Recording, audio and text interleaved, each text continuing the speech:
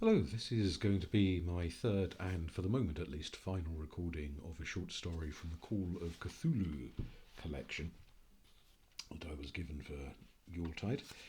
This particular short story is simply called He. I saw him on a sleepless night when I was walking desperately to save my soul and my vision. My coming to New York had been a mistake.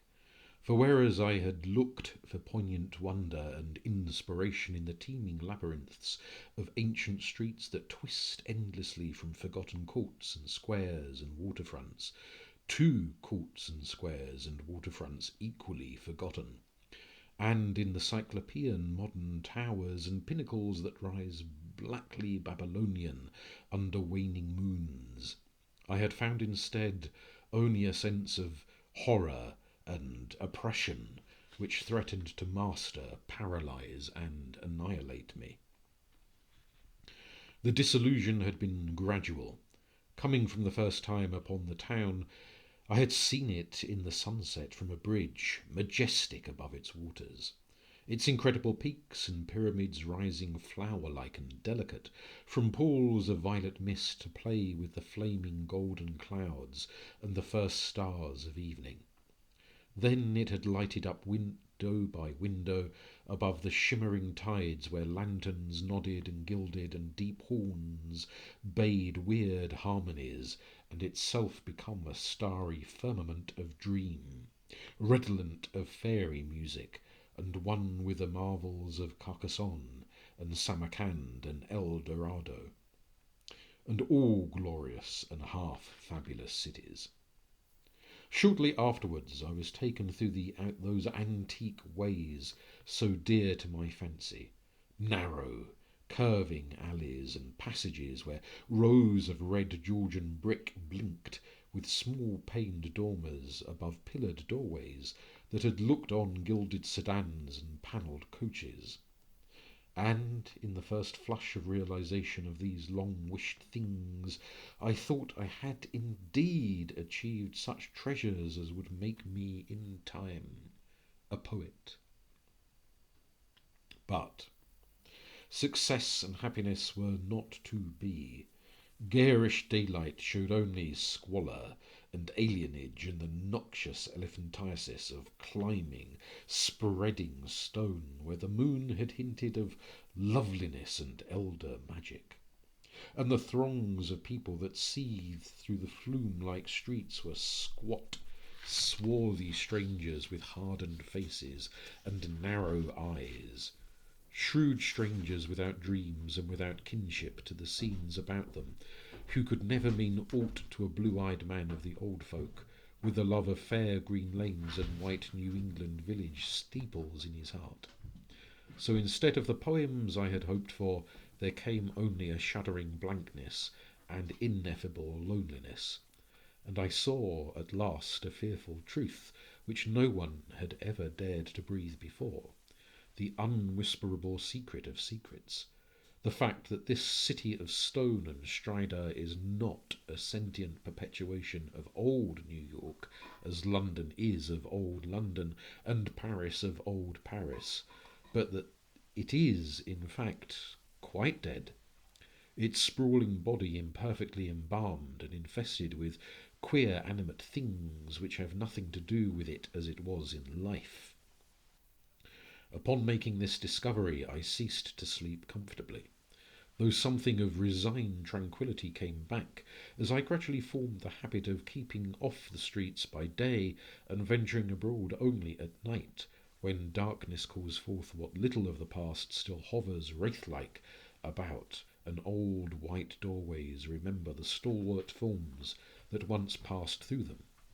With this mode of relief I even wrote a few poems, and still refrained from going home to my people lest I seemed to crawl back ignobly in defeat. Then, on a sleepless night's walk, I met the man. It was in a grotesque hidden courtyard of the Greenwich section, for there in my ignorance I had settled, having heard of the place as the natural home of poets and artists. The archaic lanes and houses and unexpected bits of square and court had indeed delighted me, and when I found the poets and artists to be loud-voiced pretenders whose quaintness is tinsel, and whose lives are a denial of all that pure beauty which is poetry and art, I stayed on for love of these venerable things. I fancied them as they were in their prime, when Greenwich was a placid village, not yet engulfed by the town. And in the hours before dawn, when all the revellers had slunk away, I used to wander alone among their cryptical windings and brood upon the curious arcana which generations must have deposited there. This kept my soul alive, and gave me a few of those dreams and visions for which the poet far within me cried. The man came upon me at about 1 cloudy August morning, as I was threading a series of detached courtyards, now accessible only through the unlighted hallways of intervening buildings, but once forming part of a continuous network of picturesque alleys. I had heard of them by vague rumour, and realised that they could not be upon any map of today, but the fact that they were forgotten only endeared them to me, so that I had sought them with twice my usual eagerness. Now that I had found them, my eagerness was again redoubled, for something in their arrangement dimly hinted that they might be only a few of many such, with dark, dumb counterparts wedged obscurely betwixt high blank walls and deserted rear tenements, or lurking lamplessly behind archways, unbetrayed by hordes of the foreign-speaking, or guarded by furtive and uncommunicative artists whose practices do not invite publicity or the light of day. He spoke to me without invitation, noting my mood and glances as I studied certain knockered doorways above iron-railed steps, the pallid glow of traceried transoms feebly lighting my face. His own face was in shadow, and he wore a wide-brimmed hat which somehow blended perfectly with the out-of-date cloak he affected. But I was subtly disquieted even before he addressed me. His form was very slight, thin almost to cadaverousness, and his voice proved phenomenally soft and hollow, though not particularly deep. He had, he said, noticed me several times at my wanderings, and inferred that I resembled him in loving the vestiges of former years.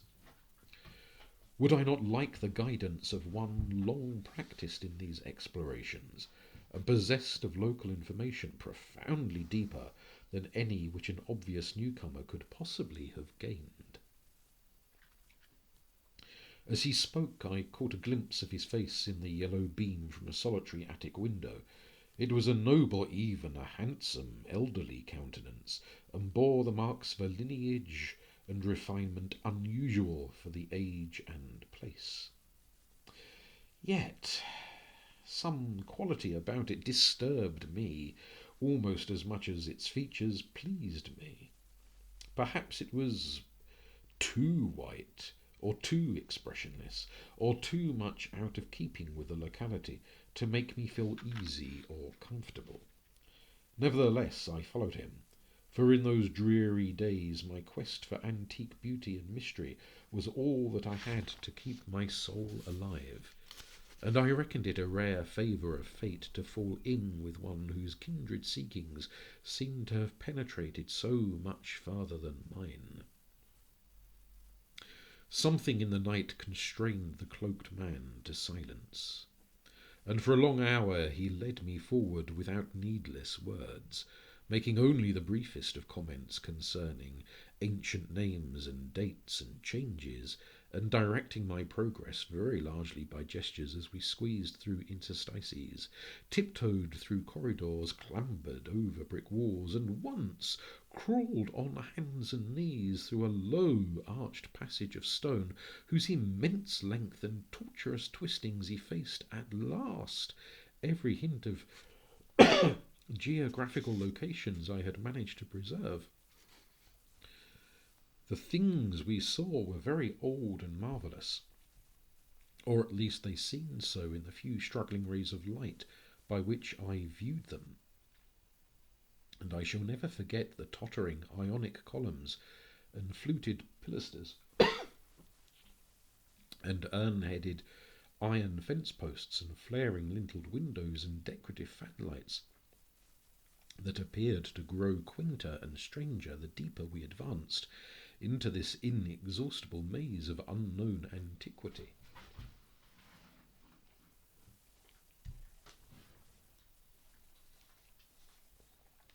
We met no person, and as time passed, the lighted windows became fewer and fewer. The streetlights we first encountered had been of oil, and of the ancient lozenge pattern. Later, I noticed some with candles, and at last, after traversing a horrible, unlighted court where my guide had to lead with his gloved hand through total blackness to a narrow wooden gate in a high wall, we came upon a fragment of alley lit only by lanterns in front of every seventh house. Unbelievably, colonial tin lanterns with conical tops and holes punched in the sides.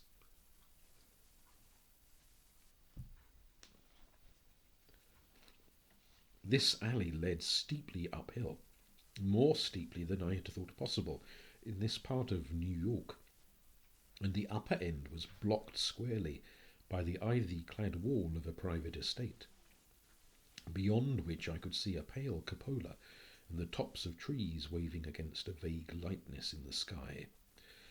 In this wall was a small, low-arched gate of nail-studded black oak, which the man proceeded to unlock with a ponderous key. Leading me within, he steered a course in utter blackness over what seemed to be a gravel path, and finally up a flight of stone steps to the door of the house, which he unlocked and opened for me. We entered, and as we did so I grew faint from a reek of infinite mustiness which welled out to meet us, and which must have been the fruit of unwholesome centuries of decay. My host appeared not to notice this, and in courtesy I kept silent. As he piloted me up a curving stairway, across a hall and into a room whose door I heard him lock behind us. Then I saw him pull the curtains of the 3 small-paned windows that barely showed themselves against the lightning sky, after which he crossed to the mantel, struck flint and steel, lighted 2 candles of a candelabrum of 12 sconces, and made a gesture enjoining soft-toned speech.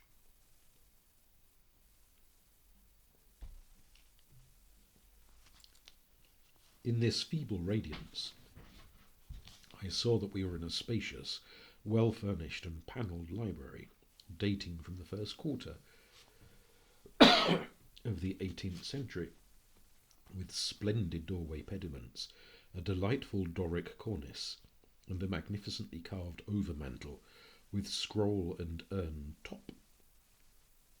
Above the crowded bookshelves at intervals along the walls were well-wrought family portraits, all tarnished to an enigmatical dimness, and bearing an unmistakable likeness to the man who now motioned me to a chair beside the graceful Chippendale table.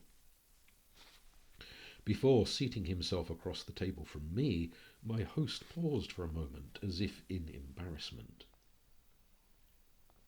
Then, tardily, removing his gloves, wide-brimmed hat and cloak, stood theatrically revealed in full mid-Georgian costume, from queued hair and neck ruffles to knee breeches, silk hose and the buckled shoes I had not previously noticed. Now, slowly sinking into a lyre-backed chair, he commenced to eye me intently.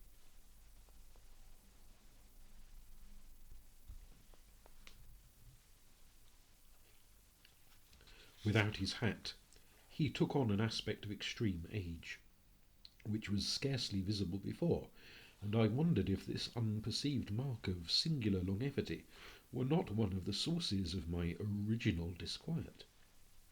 When he spoke at length, his soft, hollow, and carefully muffled voice not infrequently quavered, and now and then I had great difficulty in following him as I listened with a thrill of amazement and half disavowed alarm, which grew each instant.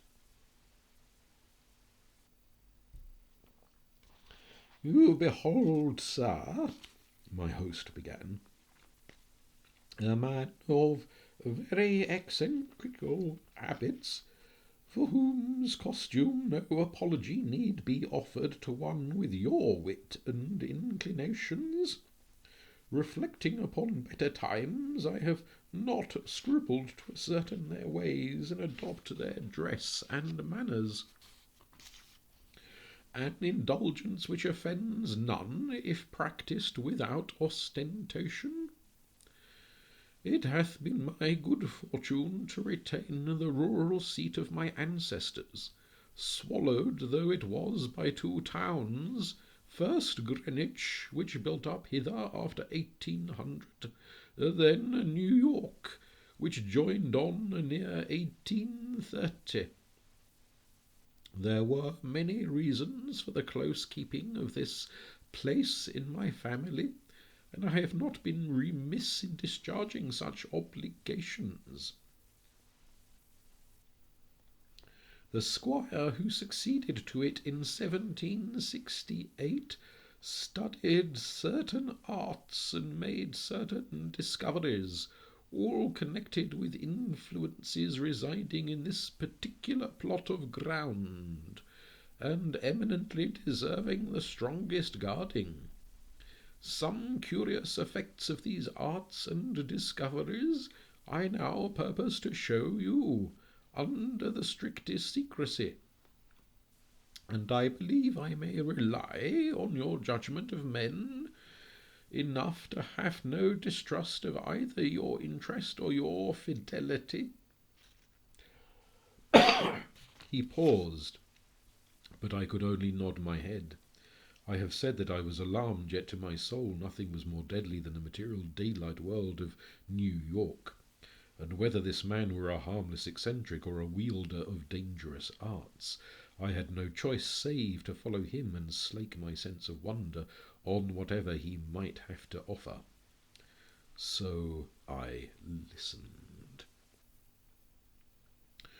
"To my ancestor," he softly continued, "there appeared to reside some very remarkable qualities in the will of mankind, qualities having a little suspected dominance not only over the acts of oneself and of others, but over every variety of force and substance in nature, and over many elements and dimensions seemed more universal than nature herself. May I say that he flaunted the sanctity of things as great as space and time, and that he put the strange uses, the rights of certain half-breed Red Indians once encamped upon this hill? These Indians showed choler when the place was built, and were plaguy pestilent in asking to visit the grounds at the full of the moon. For years they stole over the wall each month when they could, and by stealth performed certain acts. Then in 68 the new squire catched them at their doings, and stood still at what he saw. Thereafter he bargained with them, and exchanged the free access of his grounds for the exact inwardness of what they did. Learning that their grandfathers got part of their custom from red ancestors, and part from an old Dutchman in the time of the States General, And pox on him, I'm afeard the squire must have served them monstrous bad rum, whether or not by intent, for a week after he learnt the secrets he was the only man living that knew it. You, sir, are the first outsider to be told there is a secret, and split me if I'd have risked tampering that much with the powers, had ye not been so hot after bygone things. I shuddered as the man grew colloquial, and with familiar speech of another day he went on. But you must know, sir, that what the squire got from those mongrel salvages was but a small part of the learning he came to have. He had not been at Oxford for nothing, nor talked to no account with an ancient chemist and astrologer in Paris. He was, in fine, made sensible that all the world is but the smoke of our intellects, past the bidding of the vulgar, but by the wise to be puffed out and drawn in like any cloud of prime Virginia tobacco.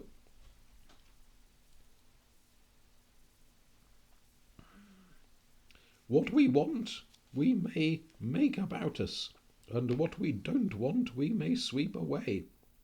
I won't say that all this is wholly true in body, but 'tis sufficient true to furnish a very pretty spectacle now, and then you, I conceive, would be tickled by a better sight of certain other years than your fancy affords you. So, be pleased to hold back any fright at what I design to show. Come to the window and be quiet.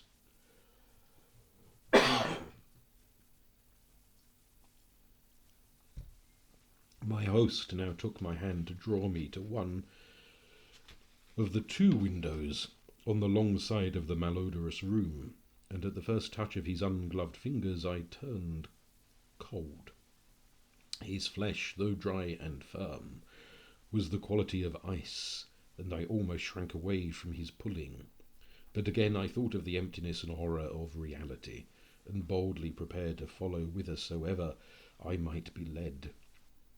Once at the window, the man drew apart the yellow silk curtains and directed my stare into the blackness outside.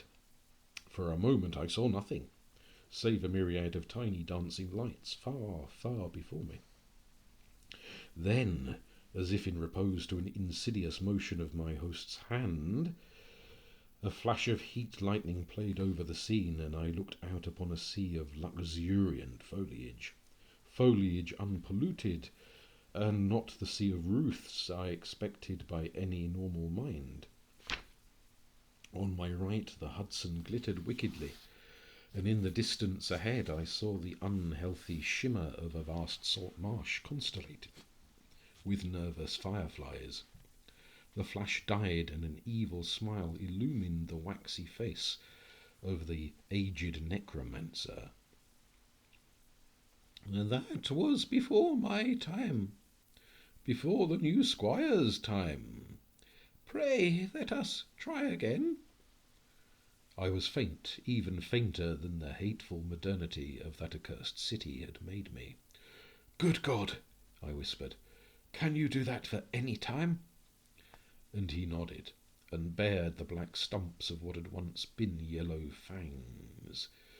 I clutched at the curtains to prevent myself from falling, but he steadied me with that terrible, ice-cold claw, and once more made his insidious gesture. Again the lightning flashed, but this time upon a scene not wholly strange. It was Greenwich, the Greenwich that used to be, with here and there a roof or row of houses as we see it now, yet with lovely green lanes and fields and bits of grassy common.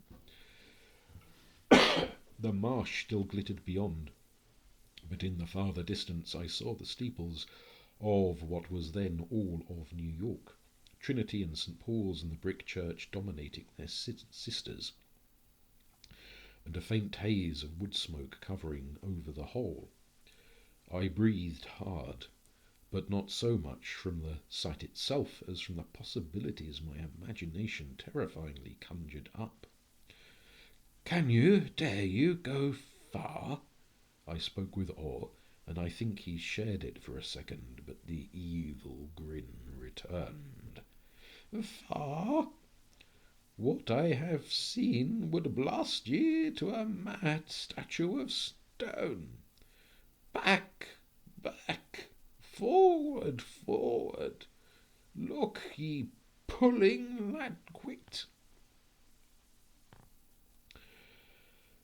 And as he snarled the phrase under his breath, he gestured anew, bringing to the sky a flash more blinding than either which had come before.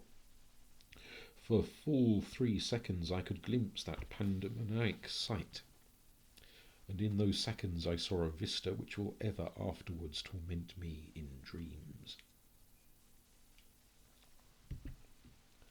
I saw the heavens verminous with strange flying things, and beneath them a hellish black city of giant stone terraces with impious pyramids flung savagely to the moon,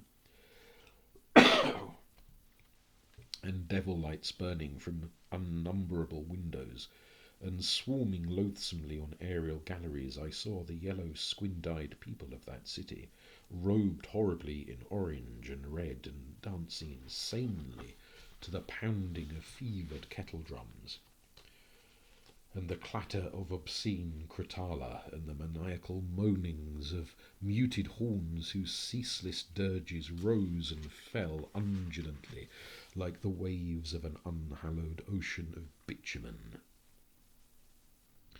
I saw this vista, I say, and heard, as with the mind's ear, the blasphemous Dom Daniel of cacophony which accompanied it.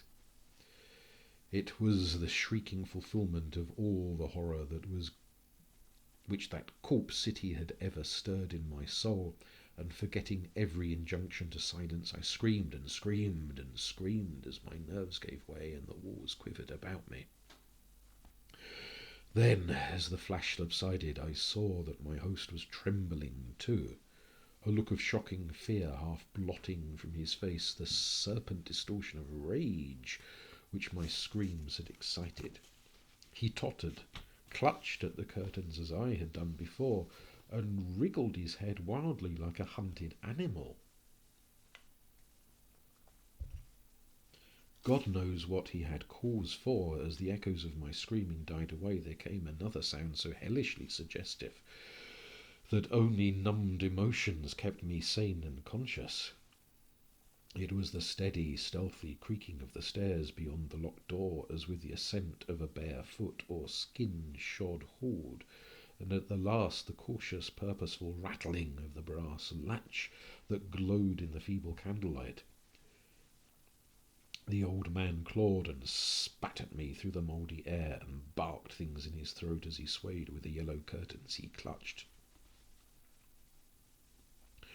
The full moon, damn ye, ye yelping dog, ye called 'em and they've come for me. Moccasined feet, dead men, gad sink ye red devils, but I poison no rum o' yours. Hadn't I kept your pox-rotted magic safe? Ye swilled yourselves sick of, curse you, and ye must needs blame the squire. Let go, you, unhand that latch. I have naught for ye here.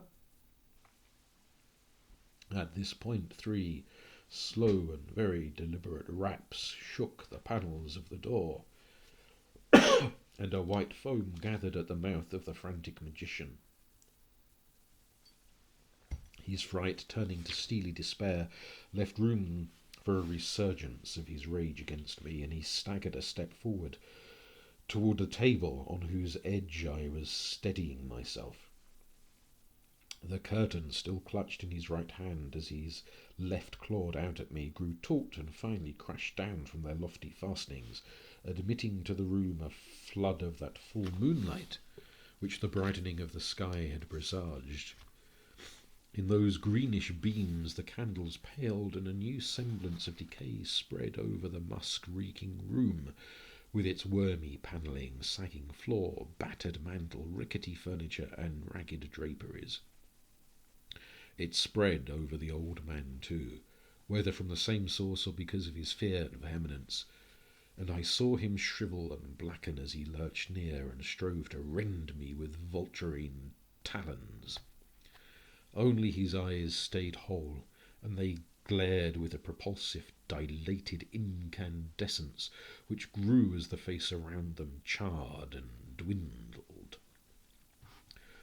The rapping was now repeated with greater insistence, and this time bore a hint of metal. The black thing facing me had become only a head with eyes, impotently trying to wriggle across the sinking floor in my direction, and occasionally emitting feeble little spits of immortal malice. Now, swift and splintering blows assailed the sickly panels, and I saw the gleam of a tomahawk as it cleft the rending wood. I did not move, for I could not, but watched dazedly as the door fell in pieces to admit a colossal shapeless influx of inky substance, starred with shining, malevolent eyes. It poured thickly, like a flood of oil bursting a rotten bulkhead, overturned a chair as it spread, and finally flowed under the table and across the room to where the blackened head with the eyes still glared at me. Around that head it closed, totally swallowing it up, and in another moment it had begun to recede, bearing away its invisible burden without touching me, and flowing again out of that black doorway and down the unseen stairs, which creaked as before, though in reverse order. Then the floor gave way at last, and I slid gasping down into the nighted chamber below, choking with cobwebs and half swooning with terror.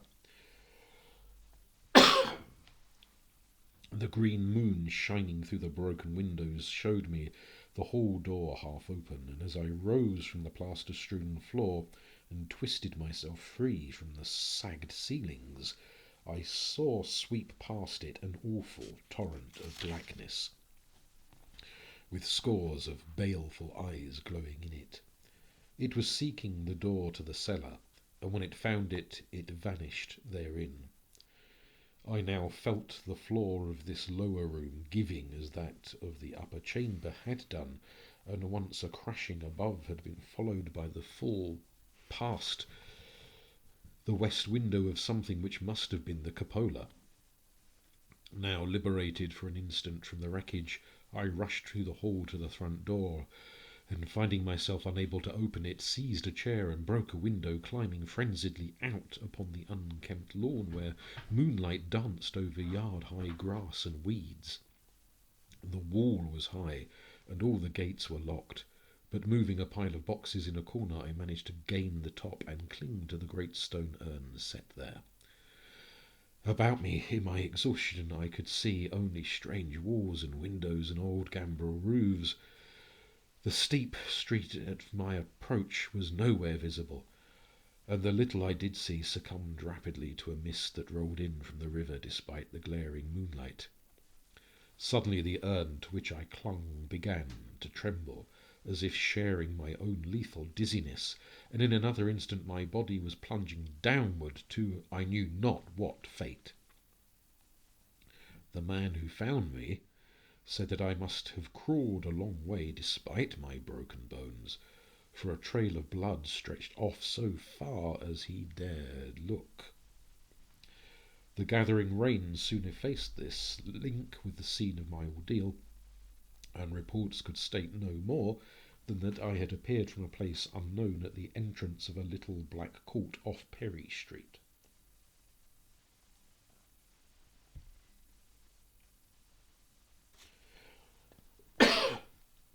I never sought to return to these tenebrous labyrinths, nor would I direct any sane man thither if I could. Of who or what that ancient creature was, I have no idea. But I repeat that the city is dead and full of unsuspected horrors. Whither he has gone, I do not know. But I have gone home to the pure New England lanes up which fragrant sea winds sweep at evening.